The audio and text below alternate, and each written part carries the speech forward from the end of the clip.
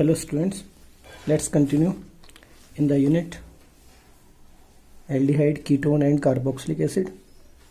Yesterday we have studied about the method of preparation of aldehyde and ketone. The next topic is method of preparation of aldehyde only.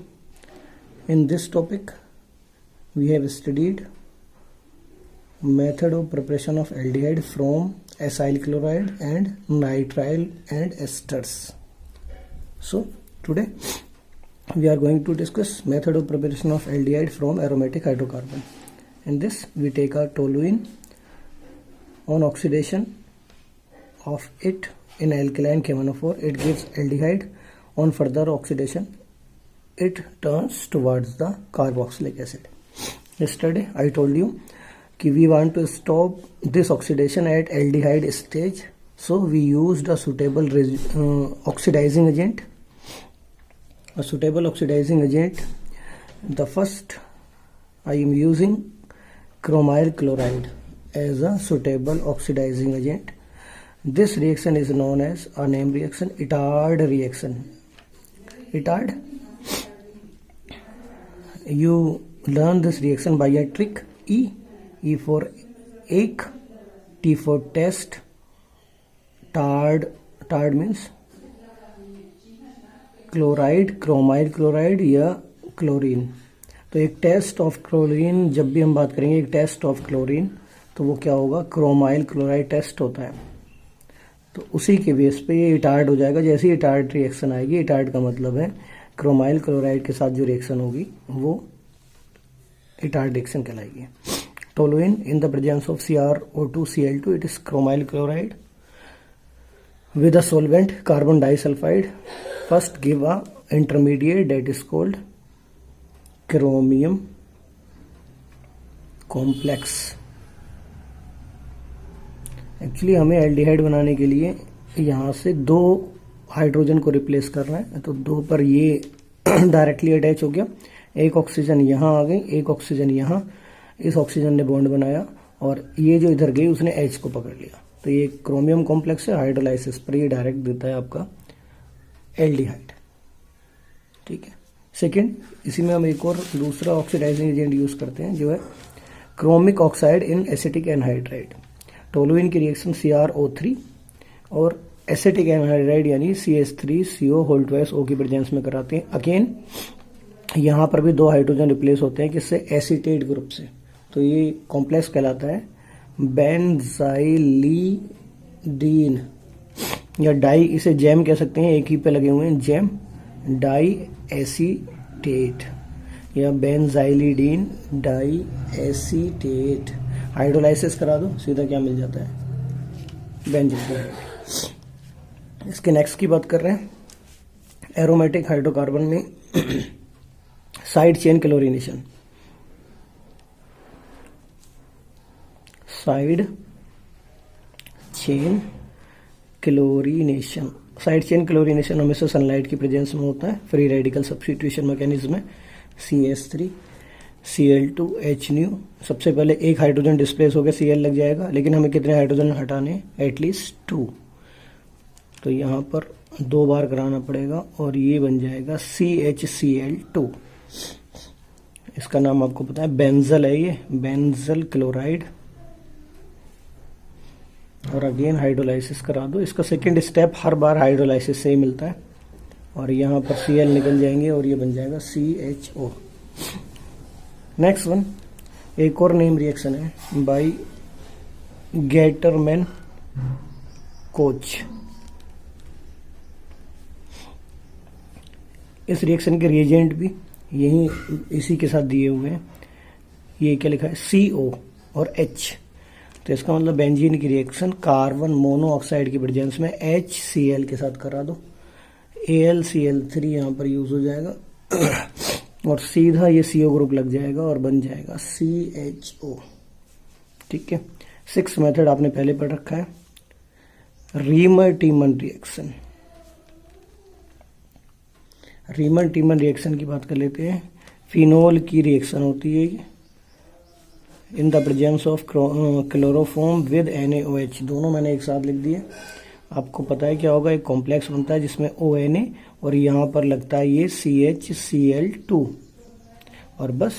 अब आपको medium को acidic बना देना है।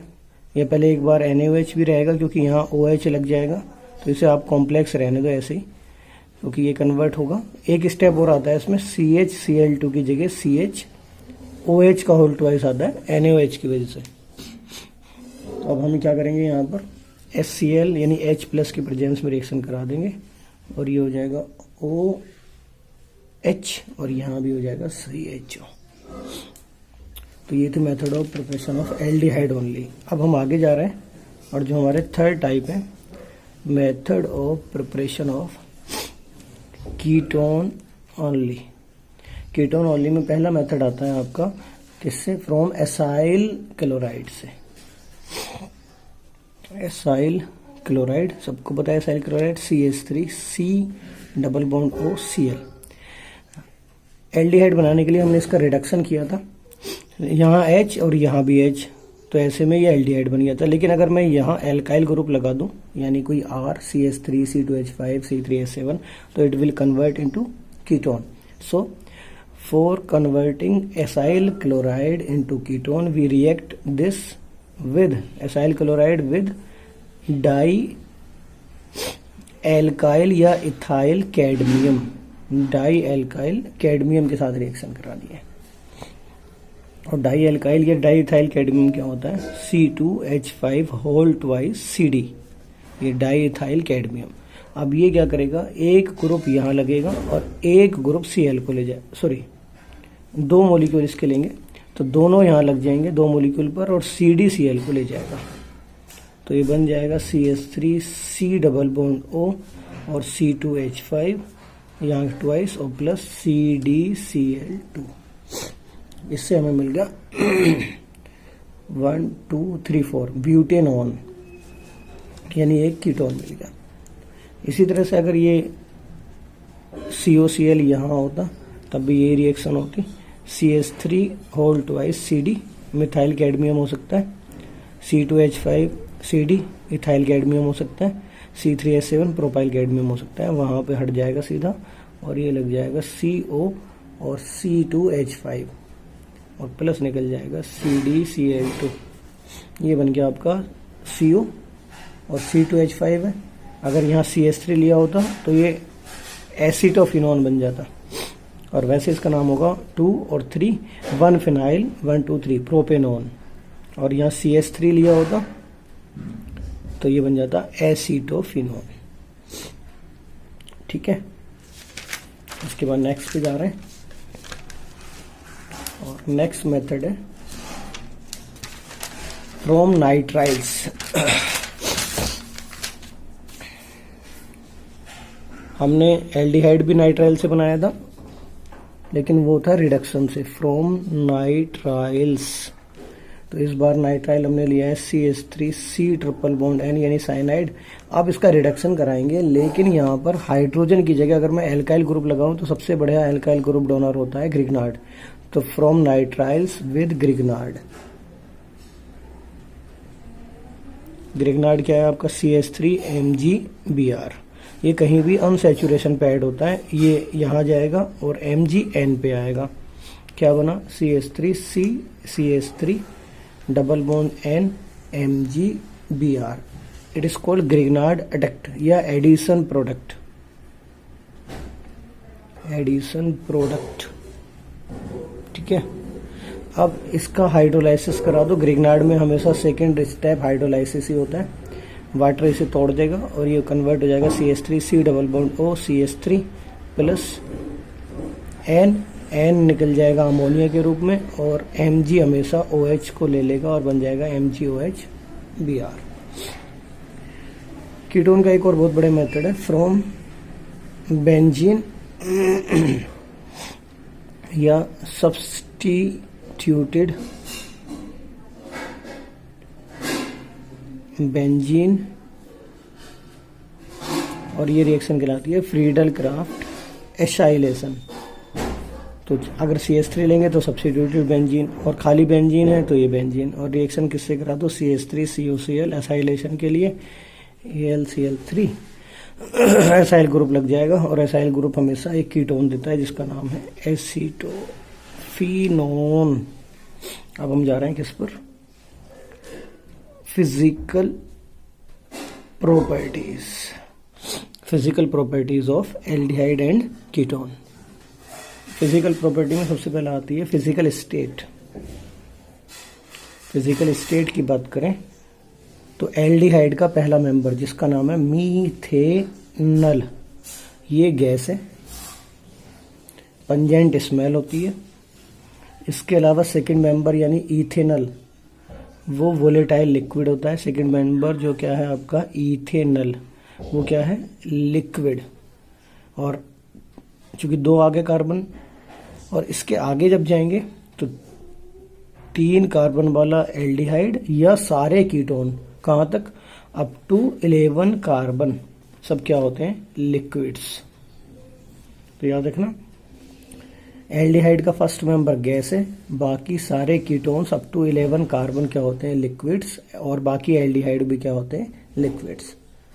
Colourless liquid है, लेकिन जैसे जैसे कार्बन की चेन बढ़ती है, इनका पंजेंट ऑर्डर स्वीट स्मेल में कन्वर्ट होता चला जाता है, इसलिए ये फ्रेगनेंट्स या परफ्यूम्स वगैरह में स्प्रे के रूप में भी यूज होते हैं। यानी अगर हम बात करें लोअर मेंबर्स की, तो लोअर मेंबर एल्डिहाइड्स का अनप्लीजेंट ऑर्डर होता है, लेकिन जैसे ही कार्बन चेन बढ़ेगी इनका ऑर्डर प्लीजेंट स्मेल होता चला जाता है। ठीक है, अगर कार्बन 11 के आगे जाएंगे तो ये सॉलिड हो जाते हैं। ठीक है, अब बात करते हैं सोलिबिलिटी की। सोलिबिलिटी की बात करेंगे तो आपको पता है ज्यादा बड़ी चेन नहीं, कहां तक, अप टू 4 या 5 कार्बन। एल्डिहाइड और कीटोन दोनों वाटर में क्या होते हैं, सोल्यूबल। और उसके पीछे का रीजन होता है, ये एल्डिहाइड हो या कीटोन, आपको पता है पार्शियल नेगेटिव आता है, ये वाटर के साथ एक वीक बॉन्ड बना लेता है जिसे हम कहते हैं हाइड्रोजन बॉन्ड।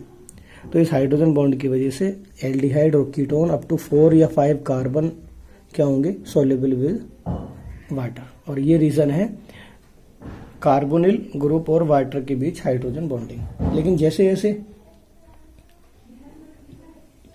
चेन लेंथ बढ़ेगी, सोल्यूबिलिटी डिक्रीज हो जाएगी। अगर हम कहें कि 6 या 7 पर जाकर तो ये फेयरली सोल्यूबल हो जाता है, नहीं फेयरली नहीं, लेस सोल्यूबल हो जाता है, लेकिन ऑर्गेनिक सॉल्वेंट में ये फेयरली सोल्यूबल होता है। नेक्स्ट प्रॉपर्टी की बात कर लेते हैं, जो है आपका बॉइलिंग पॉइंट। तो एल्डिहाइड और कीटोन दोनों के मेल्टिंग और बॉइलिंग पॉइंट उनके पेरेंट हाइड्रोकार्बन से ज्यादा होते हैं। लेकिन एक बात याद रखना, एल्डिहाइड और कीटोन दोनों के मेल्टिंग और बॉइलिंग पॉइंट कम होते हैं कोरस्पॉन्डिंग कार्बोक्सिलिक और एल्कोहल से। यानी एल्कोहल और कार्बोक्सिलिक के मेल्टिंग और बॉइलिंग पॉइंट सबसे ज़्यादा होते हैं इन हाइड्रोकार्बन्स में। उसके बाद कौन आता है, उसके बाद आता है आपका एल्डिहाइड कीटोन, और फिर आते हैं आपके पेरेंट हाइड्रोकार्बन। अब बात कर रहे हैं एल्डिहाइड और कीटोन में किसका मेल्टिंग और बॉइलिंग पॉइंट ज़्यादा होगा। ये पोलैरिटी के ऊपर है, यानी जिसमें डाइपोल मोमेंट या पोलैरिटी ज़्यादा होगी उसका मेल्टिंग और बॉइलिंग पॉइंट ज़्यादा होगा। For example it is CH3 CH2 C double bond OH, और ये है एक एल्डिहाइड, और यहीं पर CH3 C CH3 double bond O।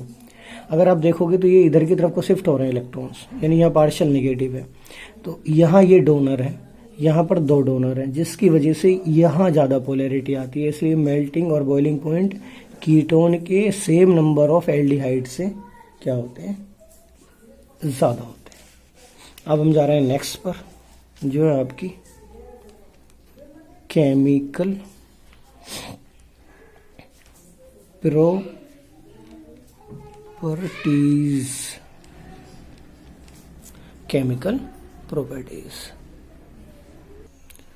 Chemical property में अगर हम एल्डिहाइड और कीटोन दोनों को देखो तो वहां पर एक ग्रुप होता है जिसका नाम है कार्बोनिल ग्रुप। ये कार्बोनिल का मल्टीपल बॉन्ड इधर को शिफ्ट हो सकता है, तो ये खुद को बना लेता है C डबल बॉन्ड की जगह single bond O minus plus. अब ऐसे में यहाँ निगेटिव चार्ज भी है, पॉजिटिव चार्ज भी है। इन दोनों चार्ज की वजह से सबसे पहली जो रिएक्शन होती है वो कहलाती है न्यूक्लियोफिलिक न्यूक्लियोफिलिक सब्स्टिट्यूशन इसलिए नहीं होगा, मल्टीपल बॉन्ड है, हमेशा एडिशन होगा, तो न्यूक्लियोफिलिक एडिशन रिएक्शन। अब nucleophilic addition reaction aldehyde ketone दोनों पे एक साथ पढ़ेंगे। तो देखो ये रहा कार्बोनिल और इस पर अटैक करने के लिए एक न्यूक्लियोफाइल आया Z-। ये स्टेप स्लो स्टेप होता है। Z- हमेशा अटैक करेगा किस पर, इस पर, और इसे यहाँ शिफ्ट कराएगा, ये बन जाएगा C सिंगल बॉन्ड O, यहाँ Z और यहाँ माइनस। अब इस पे उस न्यूक्लियोफाइल का दूसरा पार्ट जो पॉजिटिव आयन बचा हुआ है वो अटैक कर लेगा और ये बन जाएगा COH और Z। ये आया आपका एडिशन प्रोडक्ट। ये रिएक्शन फास्ट है और ये स्लो। अगर ये न्यूक्लियोफाइल वीक हुआ, यानी स्ट्रॉन्ग ना होके वीक हुआ, तो ये रिएक्शन हमेशा एसिडिक मीडियम में होती है। किस में होती है? एसिडिक मीडियम में। अगर न्यूक्लियोफाइल वीक है तब क्या होगा? C डबल बॉन्ड O, और न्यूक्लियोफाइल इस बार वीक है तो मैंने स्मॉल बना दिया, ये वीक है। तो अब ये रिएक्शन हमेशा किस में होगी? एसिडिक मीडियम में। पहले H+ अटैक करेगा O पर और जाके जुड़ेगा। जब वो जुड़ेगा तो वो इस मल्टीपल बॉन्ड को ब्रेक करने की कोशिश करेगा। कैसे? ऑक्सीजन के पास लोन पेयर से एक पे जुड़ जाएगा और ये बनेगा C double bond OH plus और एक लोन पेयर। अब ये पॉजिटिव चार्ज इस बॉन्ड को ब्रेक कराएगा, जो पहले कौन करा रहा था? न्यूक्लियोफाइल। और ये बन जाएगा C सिंगल बॉन्ड O और यहाँ दो लोन पेयर के साथ H और यहाँ पॉजिटिव। अब इस पे अटैक करेगा वो वीक न्यूक्लियोफाइल और प्रोडक्ट बन जाएगा फिर से एडिशन।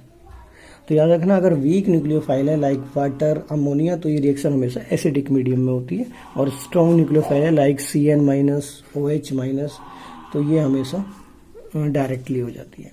अब बात करते हैं न्यूक्लियोफिलिक एडिशन की रिएक्टिविटी कौन ज़्यादा देता है। तो सबसे पहले ध्यान रखना, एल्डिहाइड न्यूक्लियोफिलिक एडिशन के लिए ज़्यादा रिएक्टिव होते हैं। उसके पीछे दो रीज़न होते हैं, यानी अगर हम बात करें रिलेटिव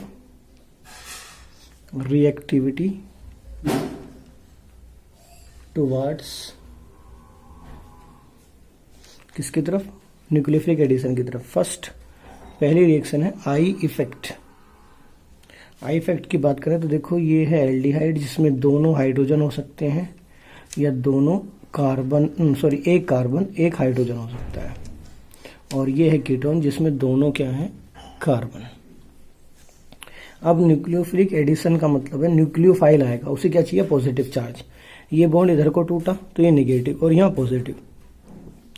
ये दोनों H डोनर नहीं है, यहाँ पर ये डोनर है, यहाँ पर दो डोनर है।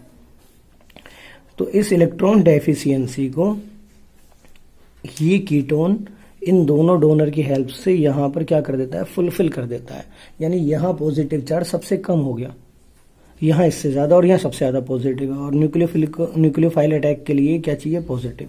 तो इसका मतलब यहाँ चांस कम है, यहाँ सबसे ज़्यादा। तो it means aldehyde due to inductive effect show more reactivity towards विच?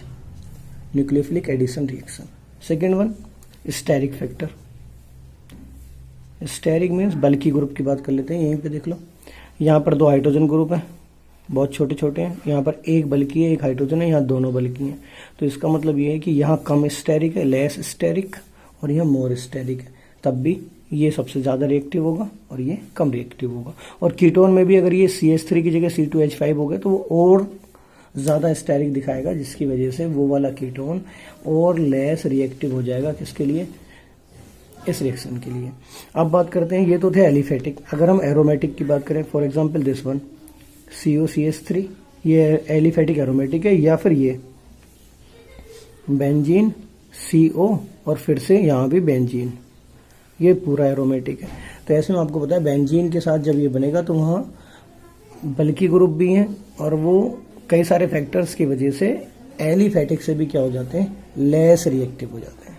ठीक है, तो केमिकल रिएक्टिव में पहली रिएक्शन थी न्यूक्लियोफिलिक एडिशन रिएक्शन। अब इस न्यूक्लियोफिलिक एडिशन रिएक्शन के बहुत सारे एग्जाम्पल्स हैं, देख लेते हैं। एग्जाम्पल फर्स्ट, एडिशन ऑफ, सारी रिएक्शन एक जैसी होंगी, बस एक समझ लो, एडिशन ऑफ हाइड्रोजन साइनाइड यानी HCN। HCN का एडिशन करा दो किसी भी एल्डिहाइड या कीटोन पर, दोनों पे करा सकते हैं। तो मैंने एल्डिहाइड लिया CH3, H double bond O plus HCN। अब आपको पता है एक ही बार में कराऊंगा मैं, ये डबल बॉन्ड यहाँ माइग्रेट होगा, CN इस C पे लगेगा और H O पे लगेगा, प्रोडक्ट बनेगा CH3CHOH और नीचे की तरफ आ गया CN। This compound CN, this compound is called cyanohydrin. और ये किसका था? ये कंपाउंड था एसिटल्डिहाइड, तो इसका नाम हो गया एसिटल्डिहाइड साइनोहाइड्रिन। ये फॉर्मल्डिहाइड होता तो नाम हो जाता फॉर्मल्डिहाइड साइनोहाइड्रिन, और अगर ये कीटोन होता तो भी इसका नाम क्या हो जाता? Ketone acetone cyanohydrin. यानी addition of HCN gives you a cyanohydrin. Cyanohydrin, अब आपको पता है CN ग्रुप बहुत आसानी से क्या हो जाता है? हाइड्रोलाइज्ड।